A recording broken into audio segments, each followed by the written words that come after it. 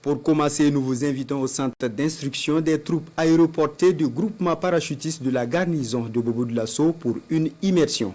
Ce centre, qui forme des parachutistes au profit de l'armée burkinabé, 200 stagiaires y sont admis pour la première session de formation de 2024 et chacun d'eux a obligation de réussir 6 sauts avant de valider son brevet. Tout sur le stage avec Drissa Traoré et Ismaël Satounet, Paris. De la théorie à la pratique, c'est un processus en 5 étapes auxquelles sont soumis ces stagiaires parachutistes. Ici, au centre d'instruction des troupes aéroportées CITAP, du groupement commando parachutiste de la garnison de Bobo-Dioulasso. Pour l'obtention de leur brevet militaire de parachutiste, ces apprenants ont 6 semaines à passer dans ce centre, 4 semaines destinées à la formation au sol et les 2 autres aux exercices de saut. Première étape du processus, l'atelier d'atterrissage.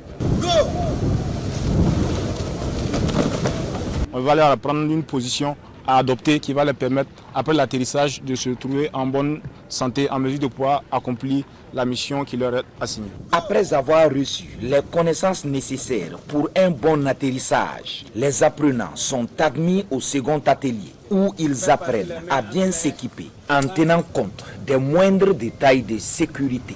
Nous sommes à l'atelier de la maquette, 3e étape du processus. Les stagiaires se comportent comme s'ils étaient dans un vrai avion. Là aussi, plusieurs règles sont à observer. On va leur instruire sur toutes les procédures à effectuer pour l'embarquer dans l'avion, à l'intérieur de l'avion et tout ce qu'il y a à faire comme geste jusqu'à sortir de l'avion. Une fois dans l'avion donc, d'autres techniques sont à mettre en application. Nos élèves parachutistes doivent maîtriser entre autres les tours d'horizon, les positions d'atterrissage. Et cela, ils les apprennent ici, à cette 4e phase, le harnais suspendu. Où les stagiaires vont recevoir une instruction sur toutes les opérations à effectuer depuis la sortie de l'avion jusqu'à prendre contact avec le sol. Donc on a la zone de saut qui est représentée en miniature. Puis vient la situation réelle. Avant d'embarquer dans l'avion, les soldats reçoivent de nouveau les consignes. Ce matin, 4 vols sont prévus. C'est le 6e et dernier saut pour chaque stagiaire pour valider son brevet de parachutiste. Et pour ce premier vol, ils sont 46 à embarquer dans le Hercule C-130H. Une fois dans l'appareil, l'ambiance est au beau fixe pour dompter le stress. Tour à tour, chacun saute avec pour seule ambition d'atterrir dans la zone indiquée. Après avoir atterri, les apprenants mettent en pratique les techniques reçues dans le 5e atelier. Nous sommes dans les opérations après le saut. Ça s'est bien passé, je l'ai appliqué comme les moniteurs me l'ont dit, pas d'incident. Donc du coup, je suis très content des moniteurs et je suis content d'être un élève aussi qui a appliqué ce qu'ils m'ont dit. J'ai eu un ouf de soulagement, comme c'est mon dernier saut, j'ai bien atterri en toute douceur et en toute sécurité. Cette formation de parachutistes regroupe des stagiaires de plusieurs entités des forces armées nationales. Elle vise plusieurs objectifs.